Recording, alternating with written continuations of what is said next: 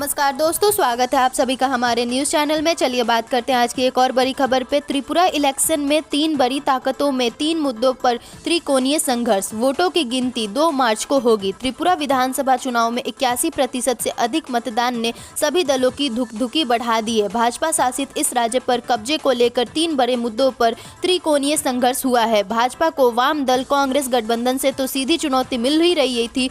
Greater Tripura land को मुद्दा बनाकर त्रिपुरा के शाही परिवार के प्रबोध देव वर्मा के नेतृत्व में एक अलग शक्ति भी प्रभावी हो चुकी थी। वोटों की गिनती 2 मार्च को होगी। चुनाव में अगर किसी को बहुमत नहीं मिलेगा तो टिपरा मोथा का स्टैंड महत्वपूर्ण हो सकता है।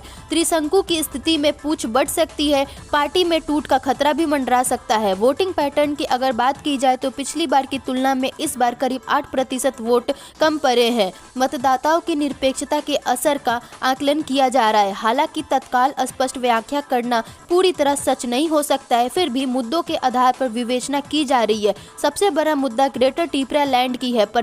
परिणाम बताएगा कि त्रिपुरा मोथा का कितना असर होगा। विधानसभा की 60 सीटों में से 1/3 अनुसूचित जनजाति के लिए आरक्षित है। 2011 की जनगणना के अनुसार राज्य में आदिवासियों की संख्या 31.8% है। फिर भी बंगालियों के बराबर कभी प्रभाव नहीं रहा। उनके विचारों को जब तक हवा दी गई, जिससे कभी कभी आक्रोश की अभिव्यक्ति भी होती रही। ऐसे में कांग्रेस से अलग होकर प्रबोध देव वर्मा ने बिखरे आदिवासी समाज को एक कर त्रिपुरा मोथा नाम से राजनीतिक संगठन खड़ा कर दिया, अलग राज्य का नारा दिया और बहुत कम समय में ही चुनाव को त्रिकोणीय बना दिया। भाजपा ने बेमेल गठबंधन को भी प्रचारित किया है। इसके असर की भी परख होनी है। भाजपा ने अपने पुराने सहयोगी दल के साथ स्वाभाविक गठबंधन जारी रखा, परंतु चुनाव की घोषणा से पहले तक कांग्रेस और वाम दल दूसरे के खिलाफ आगे उगलते रहे और अंतिम समय में गठबंधन कर लिया। देखा जाना बाकी है कि शीर्ष स्तर पर मेल जोल का संदेश नीचे तक किस रूप में पहुंचा है। इसके लिए दोनों दलों के पास